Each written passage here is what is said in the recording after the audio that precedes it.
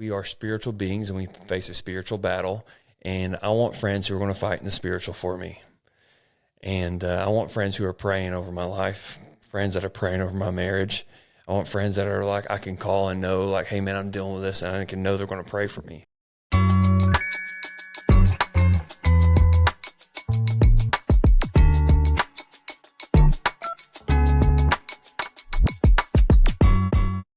Welcome to the Getting Better podcast. Welcome back. Thanks for listening. Thanks for clicking the link, doing all that stuff. We're here trying to get better like always. We don't know it all. We actually know very little, but we're trying to get better. What's up, Gage? What's up? I'm glad to be here. Glad to get better. Absolutely. I feel like I've been getting better. Yeah, hopefully. Yeah. We're trying. We're all trying to become who God wants us to become. And it is not always perfect. It's not always linear, but we are growing and trying to get better. And the reason why we want to get better is because we believe everybody around us and things we're involved in will get better as we get better. Craig Rochelle says, when the leader gets better, everybody gets better. And we believe everybody's a leader in some sort of capacity, but also just in life. Like, I think if I'm going to grow and be better, I think my marriage will be better as well. You know, different places like that. And it's a process. I mean, Yeah. Sometimes it's fast, but sometimes it's slow. Yeah. It's taking steps. Absolutely. So what we want to grow in today is something I love called relationships, but not like relationships like the love relationship, not the romance. I'm sure people want to talk about those. Those are good too. Those are great. But I'm talking about friendships, like you've got a friend in me. What's that song from? Toy Story. Oh yeah. Buzz and Woody. I mean, we want to be the kind of people who grow, who get better at these relationship qualities where we can go to people and say, hey, you've got a friend in me. That's the kind of people we want to be. That's what life's about. Yeah. That's really what life is about. You want to be a friend Yep. where people say, hey, I know they're in my corner. Yep. I know they're for me. I know they want what's best for me. And maybe not what's easiest, but they have my best interest at heart.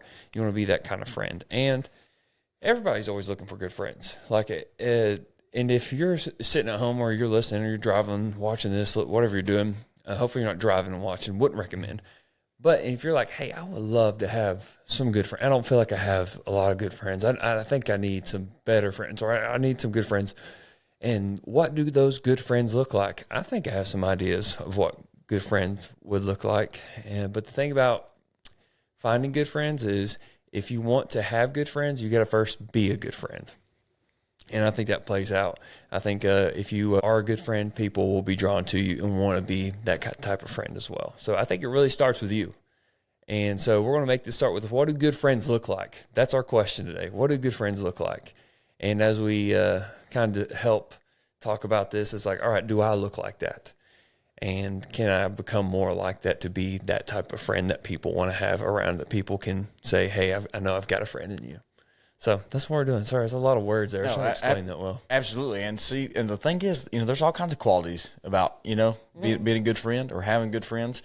And so although we're just going to, do 4, there are tons. There's tons, yeah. There are tons that kind of go into play here. So these are just 4 that we've been sitting here thinking about, talking about, and I think are, when I think about friendships, these are qualities I admire and absolutely and want more. And that you maybe look for in a friend. I look for in a friend, and something I want to grow into. And you want to be this way. Yeah, absolutely. Yeah. So this is a friendship areas I can get better in as well, if you want to look at it that way. But if you're looking for godly friends, good friends, I think this is what they look like. You want to go first? Yeah, I'll go first. And so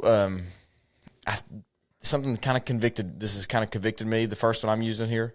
Sometimes when I think about friendships, I think about how often I can be around this person, right? Or how many times I can talk to this person.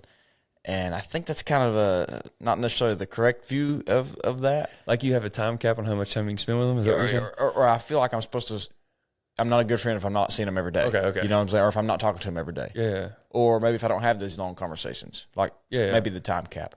But I think it's more about quality over quantity. And so when I'm with you or when I'm with another one of my friends, it's about the conversations I'm having, the quality of those conversations. What am I getting into? Am I talking about their life? And not necessarily how many times I'm talking to them. Because if you're trying to do that, that's hard. You just can't talk to somebody every day. or at least I can, and that's where the time comes into play. But it's more so about the types of conversations we're having. Am I really getting into, when I have conversations with you, am I getting into, your life? Are we talking about these things that are important? Am I being that friend that really is trying to see how you're doing, and instead of just focusing on talking every day? Because in reality, that's not going to happen. That's hard because we're busy. And so I think it's quality is more important than quantity. Absolutely. And I'm not going to, no shame on people who talk every day to that's awesome. I wish I could do that. That's great. Yeah. And I think everyone's wired a little bit differently as far as that's true too. Yeah. But I think the quality is big deal. What you're talking about, like, are you talking about things that matter? Absolutely. And me and you can talk about, like today we talked about basketball, which is good. That's good. not a knock either. And that's not a knock. It's not that you can't part talk of being about friends. Yeah, it's part of being friends. You have like-minded stuff, common ground, whatever. You talk about sports, weather, whatever you want. But you also talk about stuff that matters, that like, hey man, like this is where I'm trying to grow, or this is what's going on in my life, or let me tell you about this. And like you talk about deeper stuff. And I feel like not everybody wants to go there or get there because it's so much easier to stay surface level with things. But the quality is, I think, when you have those quality conversations, I think that makes you become closer as well. Yeah, absolutely. And it's easy to stay surface level. Sometimes I'm very bad at doing that. I'll stay surface level a lot, and I don't really go deep. But those deeper conversations is really where you learn more about your friend or the other person. And so I was thinking about you, is the amount of time that you have free change now because you have a baby? Oh, for sure, to be, right? Has to be. So and everybody's situation is different, but time is just not easy to come by, which is why I think sometimes the quality of the conversation we have is more important than sometimes how often we can actually have conversations. And another thing too, I think sometimes we focus on having, and it's good to have a lot of friends. I'm not saying it's good to have a lot of friends, but the quality of those friendships are also sometimes more important than, how many you actually have. It really, the quality really, really, really kind of makes us go deeper.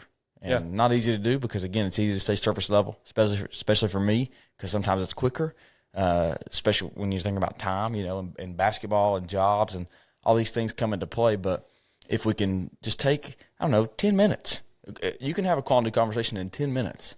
I don't know if your wife does this. My wife likes to send voice messages to friends. And, I'm pretty sure they send them back and forth. I'm sure they do, yeah. But they could probably talk for hours, and that's just not – I'm just not that – they could probably – they do talk for hours. That's true. Uh-oh. Yeah.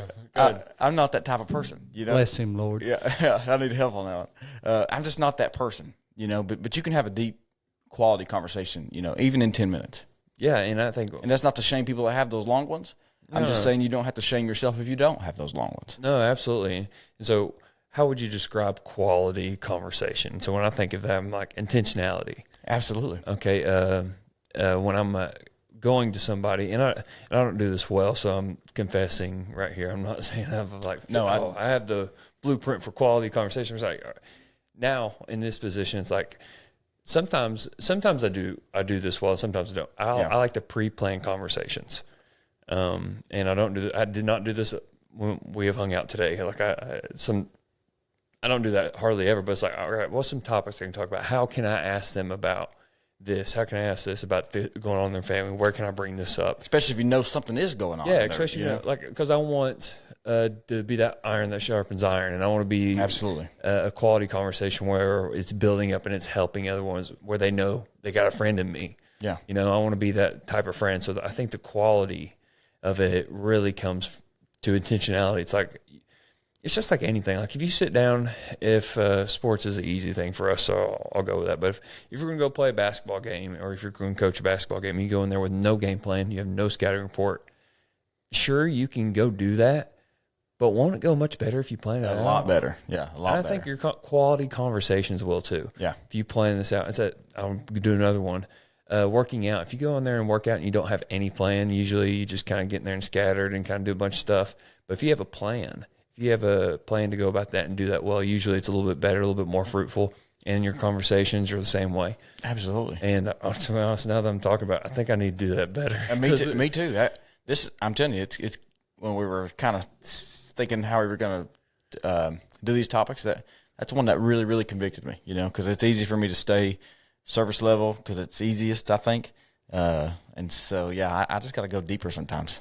Yeah, and I'm with you. I had dinner with a couple of friends the other night, and I told you I haven't seen them in a while, and I was like, man, it was great to hang out with them and things like that. But I don't have that quantity time. Yeah. But like I didn't want to make that quality time right there, and quality conversations, because like you said, with me having, probably when this comes out, 9-month-old and having just life, and they do too, and they got jobs. Yeah. Everyone's got stuff, right? And I'm not shaming or anything. It's just like, all right, I know I don't have the same amount of time I did, a year ago, but what I do have is the ability to make quality conversation exactly right. and quality time out of it. So don't get down on yourself if you're not having that quantity of relationships with people, but when the time you do have, make it quality. Yeah, make it matter. Make it matter. Yeah. All right, let's hear yours. Absolutely. Okay, my first one, what good friends look like. I think a good friend, a really good friend, what do they look like? They just show up. Like they're just present.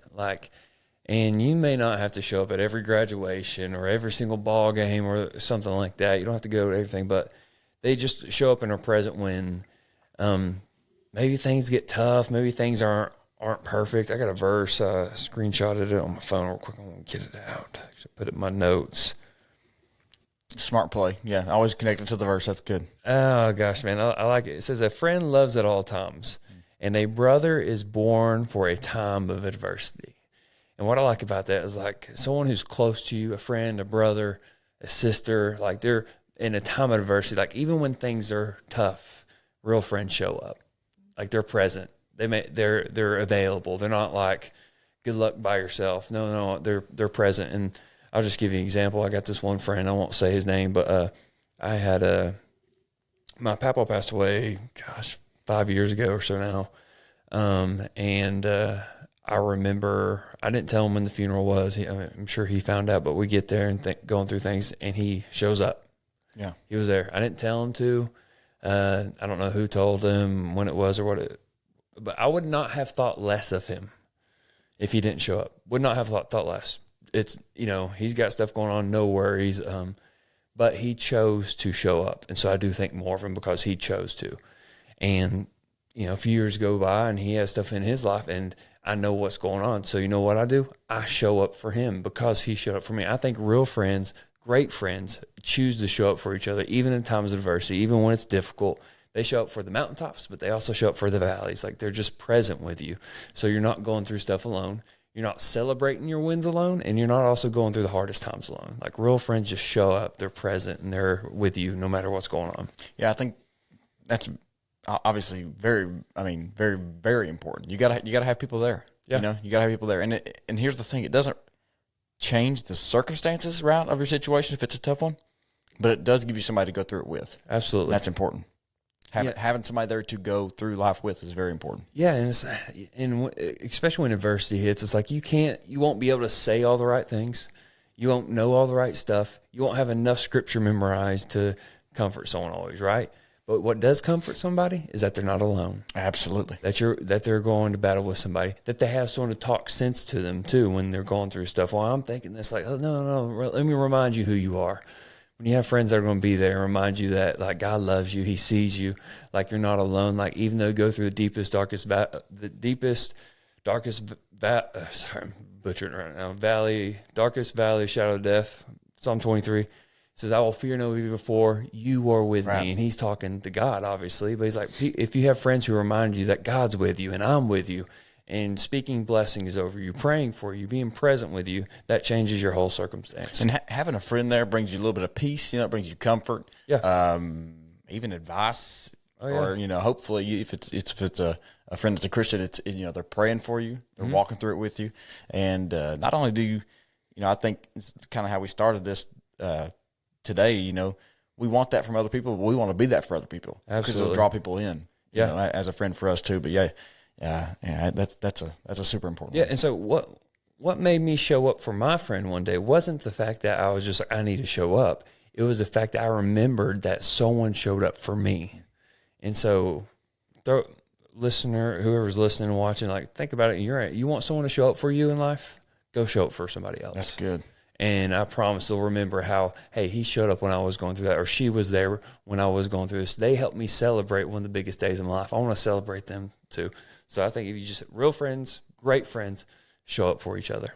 Yeah, absolutely. And I'll be honest with you, that's kind of right in with what mine was. And showing up, being supportive. My second one's kind of being supportive, a supportive friend. Showing up, of course, is a part of that, but celebrating those.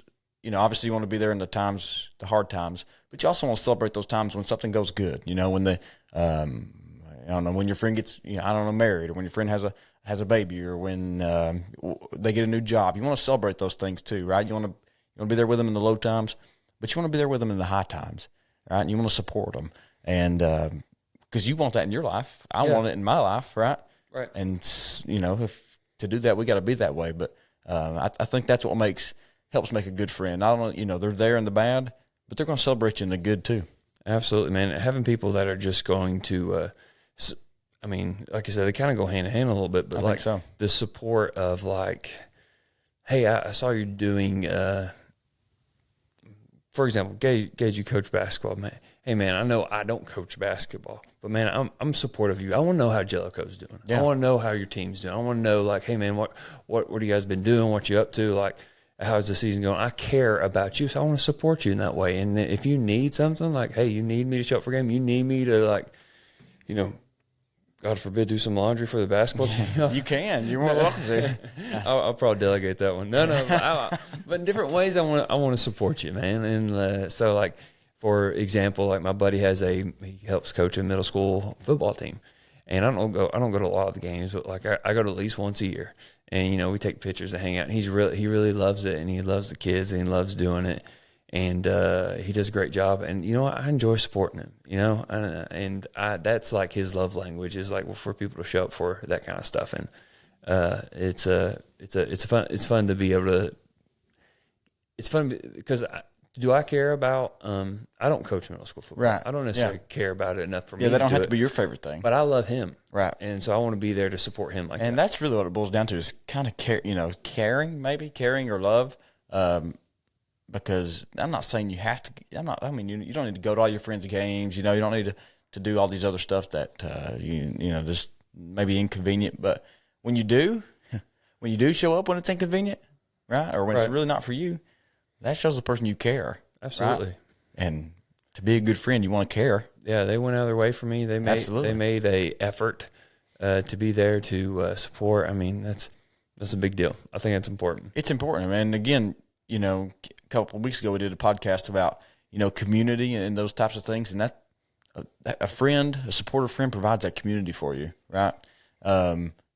Iron sharpening the iron. It's the same way here. They're with you in the bad times. They're supporting you. They're with you in the good times. They're supporting you.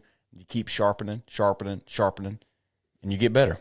Yeah, I think you're exactly right. I think over time, as you consistently show up, if you consistently love, you consistently care, you consistently support each other, like that's the relationship builds so much over time, and it's a beautiful thing to be a part of.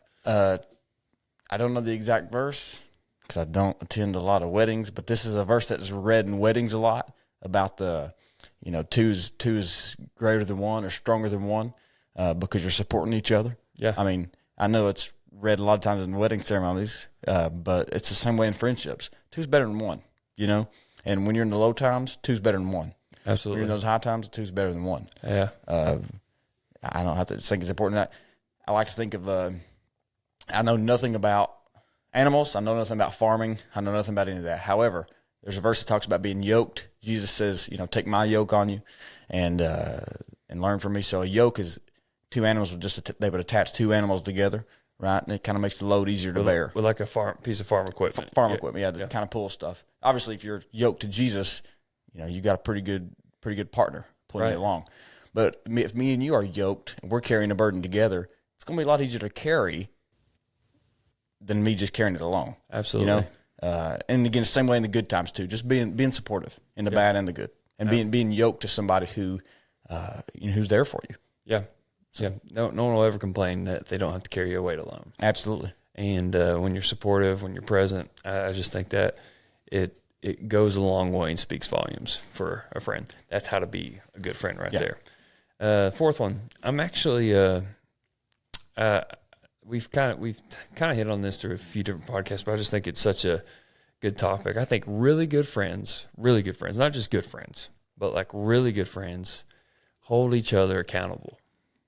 Like really good friends are like, hey, Gage, I love you too much for you to do that. Like, I love you too much that I'm not going to let you go any further without letting you know here's your blind spot. Like, I love you too much for you to come across arrogant. I love you too much for you to act selfishly like that. I love you too much for you to talk about your wife that way. He's not done that, by the way. I'm just saying. I have not. I have not done that. He's not done that. Just using an example because people do that kind of stuff. It's like, no, I love you too much for, like, I know you want more than that for your life. And so I want to be the guy who is like, hey, like, I want to be a good enough friend. It's like, hey, I know you don't want to come across that way. I know you don't want to look that way. I want to hold you accountable in a way where it's like, hey, I know you want more than that. I think really good friends love each other enough to help push each other towards their potential. And I think one way to do that is accountability. Yeah. And I think now, again, this is me speaking from an area I don't know nothing about, working out. Okay. When you're working out, you can disagree with me if this is wrong, but I don't work out, so I don't know. It's probably a lot easier to do if you have somebody doing it with you. Oh yeah. Would you say that? Yes. It's a lot easier to work out if you have somebody doing it with you. Why is that? Because they hold you accountable. Hey, why ain't you at the gym? I'm glad nobody texts me that, which I'm glad, but if you have somebody going to the gym with you, hey, you ready to go to the gym? Hey, you ready to go for this run? Hey, you ready to go for this walk? Right? It's a lot easier to do because you got somebody holding you accountable. And I think we can all agree that it's a lot easier to do those things if we have somebody that's doing them with us, holding us accountable. Yeah. And that's a huge part of being a good friend. Yeah, man. I mean, if you're in the like-minded and you're both going towards, if you have the same values, same morals and things, like that's when you're able to speak to people. It's like, hey man, I know you don't want to look like that because, like you have the equity in the relationship and you have the same morals, same values. And it's like, I know so-and-so doesn't want to come across that way. And when you can help people in that way, because I just think about it all the time, man. It's like, I hope I never put off a, what's the word I'm looking for? A presence of people who are like, well, he's too arrogant to talk to or anything like that. I don't think I do, but like my blind spot, please let me know, man. Because I think accountability is tough sometimes because like it's not always easy to hear that you're wrong or, hey, like you got it wrong there. Or you need to get better here. Or you need to get better here. That's not always easy to hear, but it's also obvious in the fact that none of us are perfect. And if I really, like, for example, with my wife, it's like, if I really want to love Lauren well, like, I'm okay with taking feedback from her of like, hey, Gunnar, this is kind of where you're missing it a little bit. Like, I know you're busy doing stuff or you're busy doing this and I'm busy doing this, but we need quality time. Like, I want to hear like, hey, like, there's areas you can grow and there's areas you can get better in because I want to be a great husband to her, but I also want to be a great friend. I want to be a great leader. So I'm okay with hearing, hey, Gunnar, like, this is where, like, you can do a little bit of work. Yeah. And I've got a pretty good friend. I think he probably listens to all our podcasts. He would hold me accountable. He would always ask me all the time if I seen him randomly. He would say, hey, Gage, what are you reading? What are you reading? And he's not talking about books. I don't read books. He's talking about the Bible. He wanted to know what I was reading. And sometimes when he asked me that, I wasn't reading anything. Yeah. But it made me think, dang, I need to go read something. I need to read something. And he was holding me accountable of reading my Bible. Yeah. Right. And he also used to email me these little kind of like devotions, I guess. And he would, sometimes I didn't look at him, but when I seen him, he would ask me about him, because he was holding me accountable. Right. Yeah. He wanted me to grow in my relationship with the Lord because he cared enough about me to want to hold me accountable to do that. Accountability shows you care. Yeah, that's exactly what it is. Accountability is not. And you know what I did? I went and read. Yeah, exactly. I mean, so. Yeah, accountability is not. You're not trying to hurt anybody. No. And you do need to say it in a way, in a loving manner. Like, you need to say it with grace and truth. It's not like you need to come at somebody, but hey, man, I want you to know, like, you don't want to cut somebody just trying to make them better. No, you want to say it in a way. It's like, hey, I love you this much. I want you to know this. And accountability just shows you love and shows that you care. It's like, hey, I care and I love you too much for you not to reach your God-given potential. Yeah. And that whoever that was, they saw potential in you. Absolutely. And they said, hey, Gage, like, I know who you are, but I know who you can be. Yeah. And you know, it's a good mix of truth and grace, you know, right? What's the saying? Truth without grace is mean, and grace without truth is meaningless. Is that right? Meaningless, yeah. And so, you know, he would, I'm telling you, always he would hold me accountable. And I have other friends that hold me accountable too, in my reading and in my prayer life. And that's very important. That's very important, because here's the deal. Some of this stuff I'm just not, you know, I'd like to tell you I'm going to go do this on my own, but the reality of that is I might not. Yeah. Okay. But if I have somebody that's doing it with me or holding me accountable, I am way more likely to do it. Absolutely, you man. know? And just having this podcast holds me a little bit accountable too, to be honest with you, because it encourages me. Like, if I'm going to do a podcast about growing and getting better, I want to grow and get better. Yeah. And of course, we do that through our conversations. Other people, like, not just this, but the content I listen to, the things I could do, and I want to be a better reader and things like that. Like, it is holding me accountable in those ways. Yeah, me too. Even the stuff I listen to on my drive to work, you know, it's holding me, which is not bad, you know, but it's holding me accountable to changes. The podcast I listen to, I'm listening to podcasts about growing, you know, and getting better. Yeah. If we wasn't doing this, I wouldn't be doing that. Yeah. You know, and this is just another way relationships work like that. Absolutely. All right, I got a bonus one. Uh-oh. So we got a little bit extra time, and I was just sitting here thinking, I think good friends, really good friends. If you want to be a good friend, you want to do this stuff. You want to be. What did you say first? You want to have quality conversations and not necessarily focus on the quantity. Yeah, you want quality over quantity as far as conversations. You want to have very quality conversations with people. You want to be a friend who's supportive. You said you want to be a friend who shows up, and you want to be a friend who holds people accountable, and you want friends that do that as well. And I think one thing that is an extra thing, and I'm just going to speak from experience in life, is like, you want friends who are going to pray for you. Absolutely. You want friends that are going to pray for you. A bonus one. And you can have a lot of good friends, and whether you're a Christian or not, I truly believe we are spiritual beings, and we face a spiritual battle. And I want friends who are going to fight in the spiritual for me. And I want friends who are praying over my life, friends that are praying over my marriage. I want friends that are like, I can call and know, like, hey man, I'm dealing with this, and I can know they're going to pray for me. I know they're going to go to battle for me in the spiritual realm. I want friends that, like, I can tell my stuff to friends, like, hey, I'm going through this, and that's cool. They know, and that might be helpful to me for them to just know and all that stuff. But you know what helps me more is that I know they're praying for me. Absolutely. I know that they're going to battle for me, and that's bigger than just. It's bigger than just words. It's bigger than just being present. They are going to battle in a spiritual realm that is deeper than we could ever imagine. Yeah, a couple weeks ago, this verse in James, it says, you know, it says confess your sins to one another, but it also says, and pray for each other. Yeah. So that you can be healed. Mm-hmm. Right? And we want that freedom. We want that healing.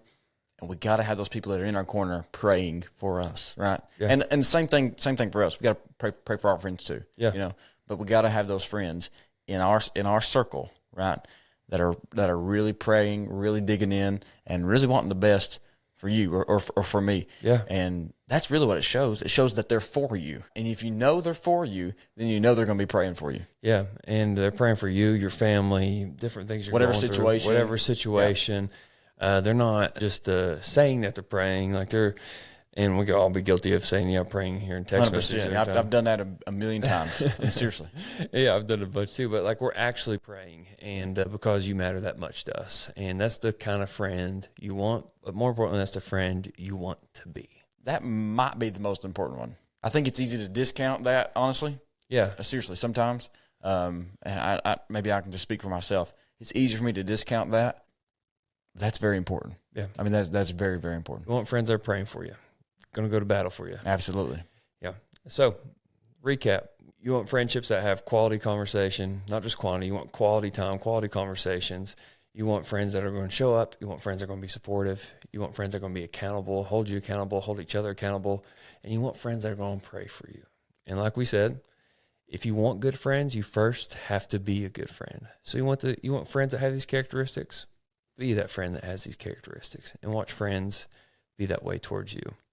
So thank you so much for listening. Thank you for being a part of just friendship podcast. And hopefully you get these characteristics like we're trying to get them working in our life. And you can say to those friends, hey, you've got a friend in me.